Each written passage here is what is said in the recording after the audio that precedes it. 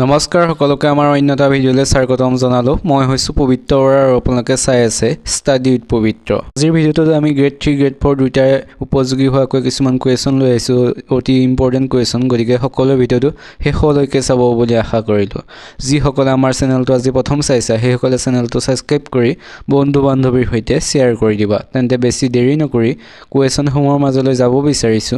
আজিৰ প্ৰথম কোৱেশ্যনটো সোধা হৈছে ভাৰতৰ বৃহত্তম জনবহুল নগৰখনৰ নাম কি ভাৰতৰ বৃহত্তম জনবহুল নগৰখনৰ নাম কি সুধিছে ইয়াত যিকেইটা অপচন দিছে অপচন কেইটাৰ ভিতৰত শুদ্ধ উত্তৰটো হৈছে অপচন এ মুম্বাই হৈছে ভাৰতৰ ভিতৰত বৃহত্তম জনবহুল নগৰ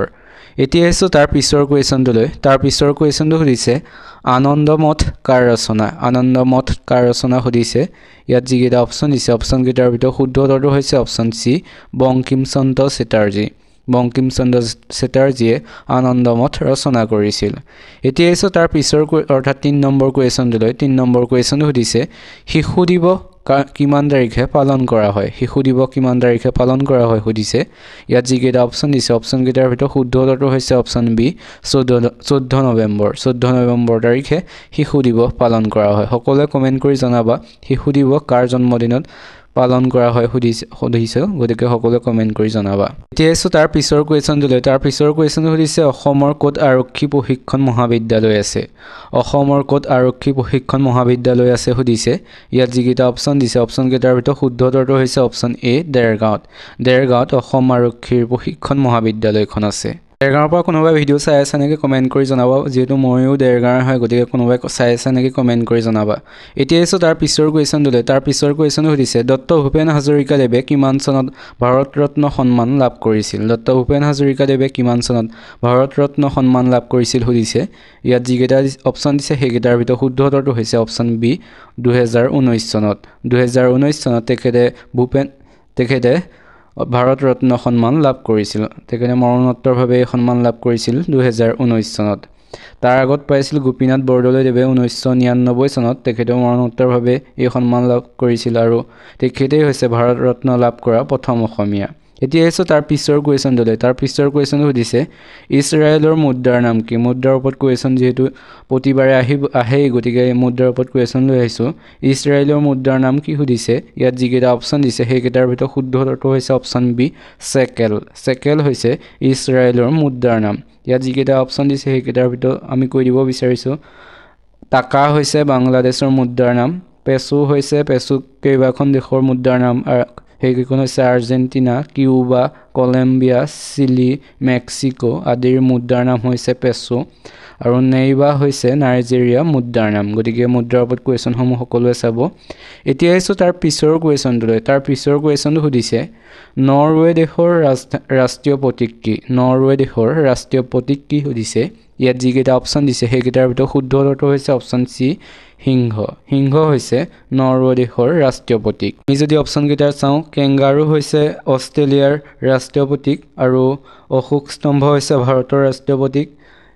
সিংহ শ্ৰীলংকাৰ ৰাষ্ট্ৰীয় প্ৰতীক হয় আৰু গোলাপ হৈছে ইৰাণ ব্ৰিটিছ গণৰাজ্যৰ ৰাষ্ট্ৰীয় প্ৰতীক এই ৰাষ্ট্ৰীয় প্ৰতীকসমূহ সকলোৱে চাব ইম্পৰ্টেন্ট হয় এতিয়া আহিছো তাৰ পিছৰ কুৱেশ্যনটো সুধিছে ভাৰতীয় অৰ্থনৈতিক সংস্কাৰৰ পিতৃ বুলি কাক কোৱা হয় সুধিছে ইয়াত যিকেইটা অপচন দিছে সেইকেইটাৰ ভিতৰত শুদ্ধ উত্তৰটো হৈছে অপচন সি মনমোহন সিং দেৱক ভাৰতীয় অৰ্থনৈতিক সংস্কাৰৰ পিতৃ বুলি কোৱা হয় এতিয়া আহিছো তাৰ পিছৰ কুৱেশ্যনটো সুধিছে ভাৰতৰ প্ৰথম সূৰ্য উদয় ক'ত হয় কোনখন ৰাজ্যত হয় সুধিছে ইয়াত যিকেইটা অপচন দিছে সেইকেইটাৰ ভিতৰত শুদ্ধ উত্তৰটো হৈছে অপচন এ অৰুণাচল প্ৰদেশত ভাৰতৰ অৰুণাচল প্ৰদেশত প্ৰথম সূৰ্য উদয় হয় এতিয়া আহিছো তাৰ পিছৰ কুৱেশ্যনটো সুধিছে এখন ৰাজ্যৰ ৰাজ্যপাল হিচাপে নিযুক্তিৰ বাবে ভাৰতৰ সংবিধানে নিৰ্ধাৰণ কৰা ন্যূনতম বয়স কিমান এখন ৰাজ্যৰ ৰাজ্যপাল হিচাপে হ'বলৈ তেখেতৰ বয়স কিমান হ'ব লাগিব সুধিছে ইয়াত যিকেইটা অপচন দিছে সেইকেইটাৰ ভিতৰত শুদ্ধ উত্তৰটো হৈছে অপচন ডি 35 বছৰ 35 বছৰ হ'ব লাগিব তেখেতৰ বয়স এতিয়া আছে তাৰ পিছৰ কুৱেশ্যনটো সুধিছে কোনখন বিদেশী দেশ আন্দামান দ্বীপপুঞ্জৰ আটাইতকৈ ওচৰত? কোনখন বিদেশী দেশ আন্দামান দ্বীপপুঞ্জৰ আটাইতকৈ ওচৰত সুধিছে। ইয়াত যিকেইটা অপশ্যন দিছে সেইকেইটাৰ ভিতৰত শুদ্ধ উত্তৰটো হৈছে অপশ্যন এ ম্যানমাৰ। ম্যানমাৰ হৈছে আন্দামান দ্বীপপুঞ্জৰ আটাইতকৈ ওচৰত। এতিয়া আহিছোঁ 12 নম্বৰ কুৱেশ্যনটোলৈ। 12 নম্বৰ কুৱেশ্যন সুধিছে অসম পুলিচ দিৱস কেতিয়া পালন কৰা হয়? অসম পুলিচ দিৱস কেতিয়া পালন কৰা হয় সুধিছে। ইয়াত যিকেইটা অপশ্যন দিছে সেইকেইটাৰ ভিতৰত শুদ্ধ উত্তৰটো হৈছে অপশ্যন বি 1 অক্টোবৰ। 1 অক্টোবৰ তাৰিখে অসম পুলিচ দিৱস পালন কৰা হয়। এতিয়া আহিছোঁ তাৰ পিছৰ কুৱেশ্যনটোলৈ। তাৰ পিছৰ কুৱেশ্যনটো সুধিছে মাদাৰ টেৰেছাই প্ৰতিষ্ঠা কৰা আশ্ৰমখনৰ নাম কি? মাদাৰ টেৰেছাই প্ৰতিষ্ঠা কৰা আশ্ৰমখনৰ নাম কি সুধিছে। ইয়াত যিকেইটা অপশ্যন দিছে সেইকেইটাৰ ভিতৰত শুদ্ধ উত্তৰটো হৈছে অপশ্যন চি নিৰ্মল হৃদয়। নিৰ্মল হৃদয় হৈছে মাদাৰ টেৰেছাই প্ৰতিষ্ঠা কৰা আশ্ৰমখনৰ নাম। এতিয়া আহিছোঁ 14 নম্বৰ কুৱেশ্যনটোলৈ। 14 নম্বৰ কুৱেশ্যনটো সুধিছে ডেভিছ কাপ কি খেলৰ সৈতে জড়িত? ডেভিছ কাপ কি খেলৰ সৈতে জড়িত সুধিছে। ইয়াত যিকেইটা অপশ্যন দিছে সেইকেইটাৰ ভিতৰত শুদ্ধ উত্তৰটো হৈছে option A lawn tennis. Lawn টেনিছৰ সৈতে ডেভিছ কাপ জড়িত। এতিয়া আহিছোঁ তাৰ পিছৰ কুৱেশ্যনটোলৈ। পিছৰ কুৱেশ্যনটো সুধিছে জয়দত্ত বধ কাৰ ৰচনা? জয়দত্ত বধ কাব্য কাৰ ৰচনা সুধিছে। ইয়াত অপশ্যনকেইটাৰ ভিতৰত শুদ্ধ উত্তৰটো হৈছে অপশ্যন বি কবিৰত্ন সৰস্বতী। কবিৰত্ন সৰস্বতীয়ে জয়দত্ত বধ কাব্যখন ৰচনা কৰিছিল। আপোনালোকে ভিডিঅ'টো চাই কেনেকুৱা পাইছে সকলোৱে কমেণ্ট কৰি জনাব। যদি ভাল পাইছে তেনেহ'লে চেনেলটো ছাবস্ক্ৰাইব কৰি ভিডিঅ'টোত এটা লাইক কৰি বন্ধু বান্ধৱীৰ সৈতে শ্বেয়াৰ কৰি দিব। এতিয়া আহিছোঁ তাৰ পিছৰ কুৱেশ্যনটোলৈ। তাৰ পিছৰ কুৱেশ্যনটো সুধিছে শৰাইঘাটৰ যুদ্ধৰ সময়ত মোগলৰ সেনাপতি কোন আছিল? শৰাইঘাটৰ যুদ্ধৰ সময়ত মোগলৰ সেনাপতি কোন আছিল সুধিছে। ইয়াত যিকেইটা অপশ্যন দিছে সেইকেইটাৰ ভিতৰত শুদ্ধ উত্তৰটো হৈছে অপশ্যন চি ৰামসিংহ। ৰামসিংহ আছিল মোগলৰ সেনাপতি। এতিয়া আহিছোঁ 17 নম্বৰ কুৱেশ্যনটোলৈ। 17 নম্বৰ কুৱেশ্যনটো সুধিছে বৰ্তমান ভাৰতীয় সংবিধানত মুঠ কেইটা মৌলিক অধিকাৰ আছে? বৰ্তমান ভাৰতীয় সংবিধানত মুঠ কেইটা মৌলিক অধিকাৰ আছে সুধিছে। ইয়াত অপশ্যনকেইটাৰ ভিতৰত শুদ্ধ উত্তৰটো হৈছে অপশ্যন ডি 6টা। 6টা বৰ্তমান মৌলিক অধিকাৰ আছিলে। আগতে 7টা আছিলে, তাৰ এটা আঁতৰাই দিয়া হ'ল। কোনটো আঁতৰাই দিয়া হ'ল সকলোৱে কমেণ্ট কৰি জনাব বুলি আশা কৰিলোঁ। এতিয়া আহিছোঁ 18 নম্বৰ কুৱেশ্যনটোলৈ। 18 নম্বৰ কুৱেশ্যনটো সুধিছে ভাৰতীয় গণৰাজ্যৰ প্ৰধান ৰূপে কাক অভিহিত কৰা হয়? ভাৰতীয় গণৰাজ্যৰ প্ৰধান ৰূপে কাক অভিহিত কৰা হয় সুধিছে। ইয়াত যিকেইটা অপশ্যন দিছে সেইকেইটাৰ ভিতৰত শুদ্ধ উত্তৰটো হৈছে অপশ্যন বি ৰাষ্ট্ৰপতিক। ৰাষ্ট্ৰপতিক ভাৰতীয় গণৰাজ্যৰ প্ৰধান ৰূপে অভিহিত কৰা হয়। এতিয়া আহিছোঁ 19 নম্বৰ কুৱেশ্যনটোলৈ। 19 নম্বৰ কুৱেশ্যনটো সুধিছে সংবিধানৰ কোনটো অধ্যায়ক ভাৰতৰ মেগনা কাৰ্টা বুলি কোৱা হয়? ভাৰতীয় সংবিধানৰ কোনটো অধ্যায়ক মেগনা কাৰ্টা বুলি কোৱা হয় সুধিছে। ইয়াত অপশ্যন যিকেইটা দিছে সেইকেইটাৰ ভিতৰত শুদ্ধ উত্তৰটো হৈছে অপশ্যন এ তৃতীয় অধ্যায়ক। তৃতীয় অধ্যায়ক ভাৰতৰ মেগনা কাৰ্টা বুলি কোৱা হয়। এতিয়া আহিছোঁ 20 নম্বৰ কুৱেশ্যনটোলৈ। 20 নম্বৰ কুৱেশ্যনটো সুধিছে আফগানিস্তান ভাৰতৰ পৰা কেতিয়া পৃথক হৈছিল? আফগানিস্তান ভাৰতৰ পৰা কেতিয়া পৃথক হৈছিল সুধিছে। ইয়াত যিকেইটা অপশ্যন দিছে সেইকেইটাৰ ভিতৰত শুদ্ধ উত্তৰটো হৈছে অপশ্যন ডি 1893 চনত। 1893 চনত আফগানিস্তান ভাৰতৰ পৰা পৃথক হৈছিল। এতিয়া আহিছোঁ 21 নম্বৰ কুৱেশ্যনটোলৈ। 21 নম্বৰ কুৱেশ্যন সুধিছে অসম ৰাইফলছৰ প্ৰতিষ্ঠা কেতিয়া হৈছিল? অসম ৰাইফলছৰ প্ৰতিষ্ঠা কেতিয়া হৈছিল সুধিছে। ইয়াত যিকেইটা অপশ্যন দিছে সেইকেইটাৰ ভিতৰত শুদ্ধ উত্তৰটো হৈছে অপশ্যন এ 1835 চনত। 1835 চনত অসম ৰাইফলছৰ প্ৰতিষ্ঠা হৈছিল। এতিয়া আহিছোঁ 22 নম্বৰ কুৱেশ্যনটোলৈ। 22 নম্বৰ কুৱেশ্যন সুধিছে কোনটো প্ৰাণীৰ মূৰ কাটিলেও জীয়াই থাকে? কোনটো প্ৰাণীৰ মূৰ কাটিলেও জীয়াই থাকে সুধিছে। ইয়াত অপশ্যনকেইটা যিকেইটা দিছে সেইকেইটাৰ ভিতৰত শুদ্ধ উত্তৰটো হৈছে অপশ্যন বি পঁইতাচোৰা। পঁইতাচোৰাৰ মূৰ কাটি দিয়াৰ পিছতো জীয়াই থাকে। এতিয়া আহিছোঁ 23 নম্বৰ কুৱেশ্যনটোলৈ। 23 নম্বৰ কুৱেশ্যনটো সুধিছে হুমায়ুন নামা কোনে লিখিছিল? হুমায়ুন নামা কোনে লিখিছিল সুধিছে। ইয়াত অপশ্যন যিকেইটা দিছে সেইকেইটাৰ ভিতৰত শুদ্ধ উত্তৰটো হৈছে অপশ্যন চি গুলবদন বেগম। গুলবদন বেগমে হুমায়ুন নামা লিখিছিল। এতিয়া আহিছোঁ 24 নম্বৰ কুৱেশ্যনটোলৈ। 24 নম্বৰ কুৱেশ্যনটো সুধিছে লোহিত ৰক্তকণিকাৰ জীৱনকাল কিমান? লোহিত ৰত্নকণিকাৰ জীৱনকাল কিমান সুধিছে। অপশ্যন যিকেইটা দিছে সেইকেইটাৰ ভিতৰত শুদ্ধ উত্তৰটো হৈছে অপশ্যন এ 120 দিন। 120 দিন হৈছে লোহিত ৰত্নকণিকাৰ জীৱনকাল। এতিয়া আহিছোঁ 25 নম্বৰ কুৱেশ্যনটোলৈ। 25 নম্বৰ কুৱেশ্যনো সুধিছে বিদ্ৰোহী কবি বুলি কাক কোৱা হয়? বিদ্ৰোহী কবি বুলি কাক কোৱা হয় সুধিছে। অপশ্যন যিকেইটা দিছে সেইকেইটাৰ ভিতৰত শুদ্ধ উত্তৰটো হৈছে অপশ্যন বি প্ৰসন্নলাল চৌধুৰীক। প্ৰসন্নলাল চৌধুৰীক বিদ্ৰোহী কবি বুলি কোৱা হয়। এতিয়া 26 নম্বৰ কুৱেশ্যন দিলে 26 নম্বৰ কুৱেশ্যনটো সুধিছে আসাম এছ'চিয়েশ্যন কিমান চনত জন্ম হৈছিল আসাম এছ'চিয়েশ্যন কিমান চনত জন্ম হৈছিল সুধিছে ইয়াত যিকেইটা অপশ্যন দিছে সেইকেইটাৰ ভিতৰত শুদ্ধ উত্তৰটো হৈছে অপশ্যন বি 1903 চনত 1903 চনত আসাম এছ'চিয়েশ্যন গঠন হৈছিল এতিয়া তাৰ পিছৰ অৰ্থাৎ 27 নম্বৰ কুৱেশ্যন দিলে 27 নম্বৰ কুৱেশ্যন সুধিছে চুতীয়া সাম্ৰাজ্যৰ প্ৰতিষ্ঠাতা কোন চুতীয়া সাম্ৰাজ্যৰ প্ৰতিষ্ঠাতা কোন সুধিছে অপশ্যন কেইটাৰ ভিতৰত শুদ্ধ উত্তৰটো হৈছে অপশ্যন এ বীৰপাল বীৰপাল হৈছে চুতীয়া সাম্ৰাজ্যৰ প্ৰতিষ্ঠাতা এতিয়া 28 নম্বৰ কুৱেশ্যন দিলে 28 নম্বৰ কুৱেশ্যন সুধিছে কোচসকলৰ শেষৰজন ৰজা কোন আছিল কোচসকলৰ শেষৰজন ৰজা কোন আছিল সুধিছে অপশ্যন কেইটাৰ ভিতৰত শুদ্ধ উত্তৰটো হৈছে অপশ্যন বি মধুনাৰায়ণ হৈছে কোচসকলৰ শেষৰজন ৰজা এতিয়া তাৰ পিছৰ অৰ্থাৎ 29 নম্বৰ কুৱেশ্যন দিলে 29 নম্বৰ কুৱেশ্যনটো সুধিছে দেশৰ বাহিৰত প্ৰদৰ্শিত প্ৰথম অসমীয়া চলচ্চিত্ৰখনৰ নাম কি দেশৰ বাহিৰত প্ৰদৰ্শিত প্ৰথম অসমীয়া চলচ্চিত্ৰখনৰ নাম কি সুধিছে ইয়াত অপশ্যন কেইটাৰ ভিতৰত শুদ্ধ উত্তৰটো হৈছে অপশ্যন এ পুবেৰুণ হৈছে দেশৰ বাহিৰত প্ৰদৰ্শিত প্ৰথম অসমীয়া চলচ্চিত্ৰ এইখন ছবি 1959 চনত বাৰ্লিনত প্ৰদৰ্শিত হৈছিল আৰু এইখনৰ পৰিচালক আছিল প্ৰভাত মুখাৰ্জী সকলোৱে মনত ৰাখিব দেশৰ বাহিৰত প্ৰদৰ্শিত প্ৰথম অসমীয়া চলচ্চিত্ৰ হৈছে পুবেৰুণ আৰু এখন ছবি প্ৰদৰ্শিত হৈছিল বাৰ্লিনত এতিয়া তাৰ পিছৰ কুৱেশ্যনটোলৈ তাৰ পিছৰ কুৱেশ্যনো সুধিছে ৰাষ্ট্ৰীয় সন্মান লাভ কৰা প্ৰথম অসমীয়া চলচ্চিত্ৰখনৰ নাম কি ৰাষ্ট্ৰীয় সন্মান লাভ কৰা প্ৰথম অসমীয়া চলচ্চিত্ৰখনৰ নাম কি সুধিছে অপশ্যন কেইটাৰ ভিতৰত শুদ্ধ উত্তৰটো হৈছে অপশ্যন ডি পিয়লি ফুকন হৈছে ৰাষ্ট্ৰীয় সন্মান লাভ কৰা প্ৰথম অসমীয়া চলচ্চিত্ৰ এইখন ছবিয়ে 1955 চনত উৎকৰ্ষৰ মানপত্ৰ লাভ কৰিছিল আৰু এইখনৰ পৰিচালক আছিল ফণী শৰ্মা সকলোৱে মনত ৰাখিব এতিয়া তাৰ পিছৰ কুৱেশ্যনটোলৈ তাৰ পিছৰ কুৱেশ্যনটো সুধিছে জয়সাগৰ পুখুৰী কোনে খনাইছিল সুধিছে অপশ্যন কেইটাৰ ভিতৰত শুদ্ধ উত্তৰটো হৈছে অপশ্যন বি ৰুদ্ৰসিংহই জয়সাগৰ পুখুৰী খনাইছিল এতিয়া 32 নম্বৰ কুৱেশ্যনটোলৈ 32 নম্বৰ কুৱেশ্যনটো সুধিছে কটন কলেজ কোন চনত স্থাপন কৰা হৈছিল সুধিছে অপশ্যন কেইটাৰ ভিতৰত শুদ্ধ উত্তৰটো হৈছে অপশ্যন এ 1901 চনত কটন কলেজ স্থাপন কৰা হৈছিল এতিয়া তাৰ পিছৰ অৰ্থাৎ 33 নম্বৰ কুৱেশ্যনটোলৈ 33 নম্বৰ কুৱেশ্যন সুধিছে ও মোৰ আপোনাৰ দেশ গীতটোৰ ৰচক কোন সুধিছে ইয়াত যিকেইটা অপশ্যন দিছে সেইকেইটাৰ ভিতৰত শুদ্ধ উত্তৰটো হৈছে অপশ্যন বি লক্ষ্মীনাথ বেজবৰুৱা হৈছে ও মোৰ আপোনাৰ গীতটোৰ ৰচক সকলে আমাৰ চেনেলটো এতিয়াও সাবস্ক্ৰাইব কৰা নাই সেইসকলে চেনেলটো সাবস্ক্ৰাইব কৰি দিব আৰু ভিডিঅ'টো এটা লাইক কৰি বন্ধু বান্ধৱীৰ সৈতে শ্বেয়াৰ কৰি দিব আৰু ভিডিঅ'টো যদি ফেচবুকত চাই আছে তেন্তে পেজখন ফলো কৰি বন্ধু বান্ধৱীৰ সৈতে ভিডিঅ'টো শ্বেয়াৰ কৰি দিব এতিয়া তাৰ পিছৰ 34 নম্বৰ কুৱেশ্যনটোলৈ 34 নম্বৰ কুৱেশ্যনটো সুধিছে চুকাফা অসমলৈ আহোঁতে মৰাণৰ ৰজা কোন আছিল সুধিছে ইয়াত যিকেইটা অপশ্যন দিছে অপশ্যন কেইটাৰ ভিতৰত শুদ্ধ উত্তৰটো হৈছে অপশ্যন এ বডৌচা আছিল মৰাণৰ ৰজা যি সময়ত চুকাফা অসমলৈ আহিছিল এতিয়া তাৰ পিছৰ কুৱেশ্যনটোলৈ পিছৰ কুৱেশ্যনটো সুধিছে উচ্চ ন্যায়ালয়ৰ মুখ্য ন্যায়াধীশ আৰু অন্যান্য ন্যায়াধীশসকলক কোনে নিযুক্তি দিয়ে উচ্চ ন্যায়ালয়ৰ মুখ্য ন্যায়াধীশ আৰু অন্যান্য ন্যায়াধীশসকলক কোনে নিযুক্তি প্ৰদান কৰে সুধিছে অপশ্যন যিকেইটা দিছে সেইকেইটাৰ ভিতৰত শুদ্ধ উত্তৰটো হৈছে অপশ্যন চি ৰাষ্ট্ৰপতিয়ে উচ্চ ন্যায়ালয়ৰ মুখ্য ন্যায়াধীশ আৰু অন্য ন্যায়াধীশসকলক নিযুক্তি প্ৰদান কৰে এতিয়া তাৰ পিছৰ অৰ্থাৎ 36 নম্বৰ কুৱেশ্যনটোলৈ 36 নম্বৰ কুৱেশ্যনটো সুধিছে ভাৰতবৰ্ষৰ কোনখন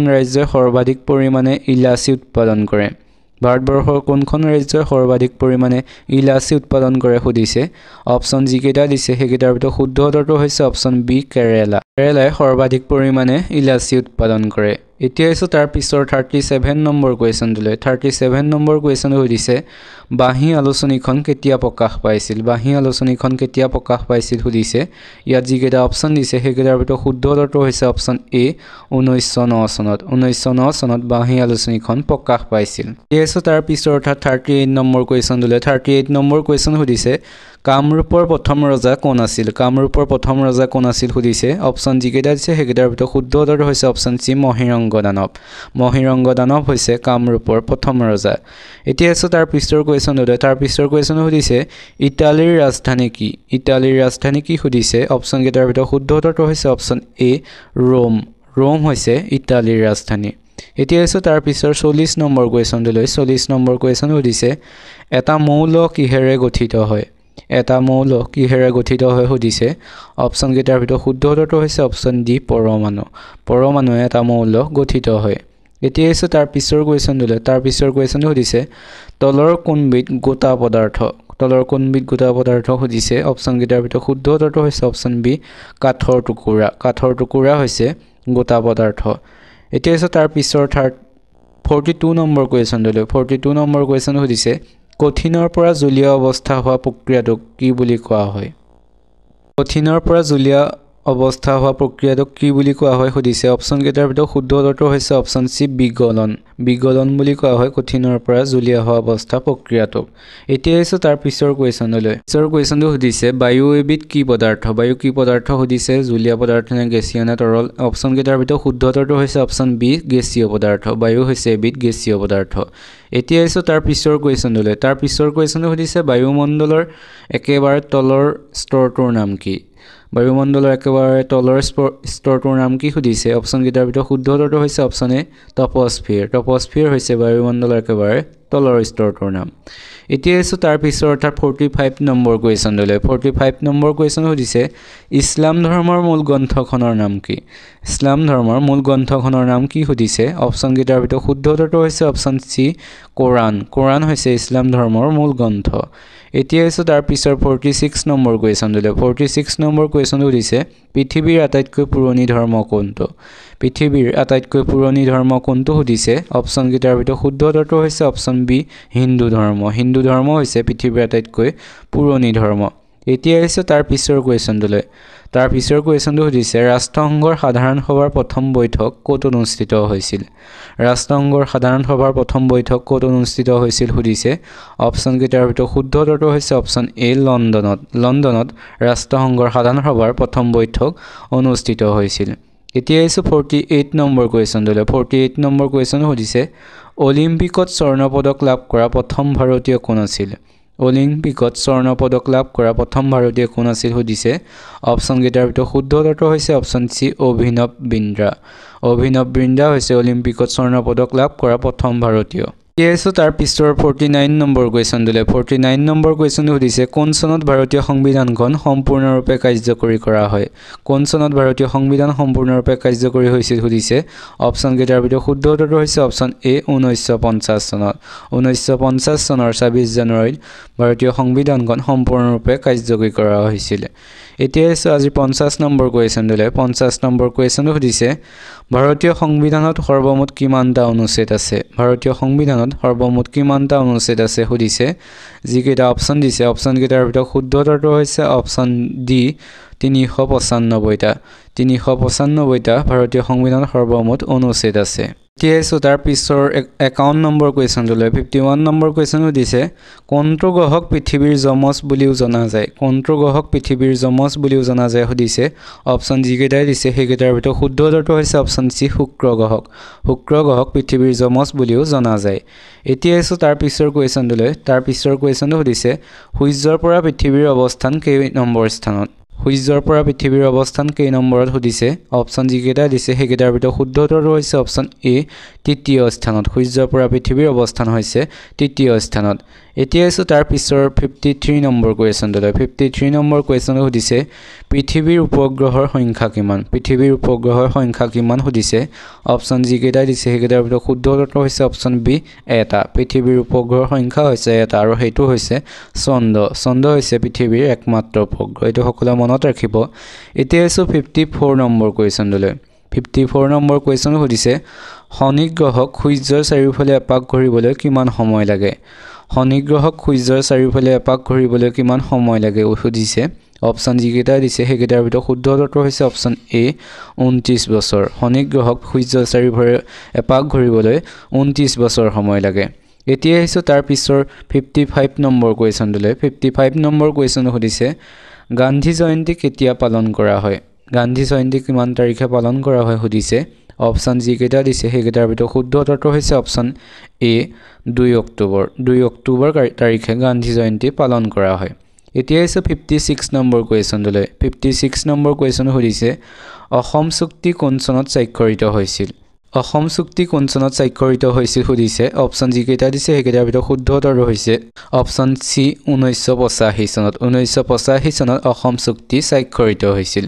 এতিয়া আছে তাৰ পিছৰ 57 নম্বৰ কোৱেশ্যনটোলৈ 57 নম্বৰ কোৱেশ্যন সুধিছে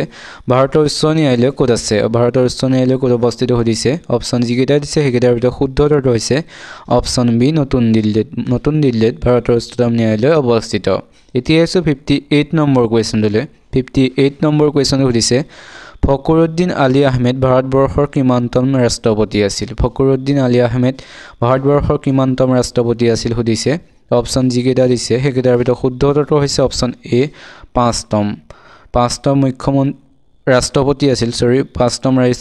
আছিল ফখৰুদ্দিন আলী আহমেদ এতিয়া আছে 59 নম্বৰ কুৱেশ্যনটোলৈ 59 নম্বৰ কুৱেশ্যনটো সুধিছে ডিগবৈ তেল শোধনাগাৰটো অসমৰ কোনখন জিলাত অৱস্থিত ডিগবৈ তেল শোধনাগাৰটো অসমৰ কোনখন জিলাত অৱস্থিত সুধিছে অপশ্যন যিকেইটা দিছে সেইকেইটাৰ ভিতৰত শুদ্ধ উত্তৰটো হৈছে অপশ্যন চি তিনিচুকীয়া জিলা ডিগবৈ শোধনাগাৰটো অৱস্থিত এতিয়া আছে আজিৰ শেষৰ অৰ্থাৎ 60 নম্বৰ কুৱেশ্যনটোলৈ শেষৰ কুৱেশ্যনটো সুধিছে অসম সাহিত্য সভাৰ প্ৰথম সম্পাদক কোন আছিল অসম সাহিত্য সভাৰ প্ৰথম সম্পাদক কোন আছিল সুধিছে অপশ্যন যিকেইটা দিছে সেইকেইটাৰ ভিতৰত শুদ্ধ উত্তৰটো হৈছে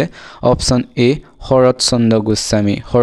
গোস্বামী হৈছে অসম সাহিত্য সভাৰ প্ৰথম সম্পাদক আপোনালোকে আজিৰ ভিডিঅ'টো চাই কেনেকুৱা পালে সকলোৱে কমেণ্ট কৰি জনাব বুলি আশা কৰিলোঁ যিসকলে আমাৰ চেনেলটো আজি প্ৰথম চাইছে সেইসকলে চেনেলটো ছাবস্ক্ৰাইব কৰি ভিডিঅ'টোত এটা লাইক কৰি বন্ধু বান্ধৱীৰ সৈতে শ্বেয়াৰ কৰি দিবা যিসকলে এডিআৰিৰ বাবে বা আসাম পুলিচ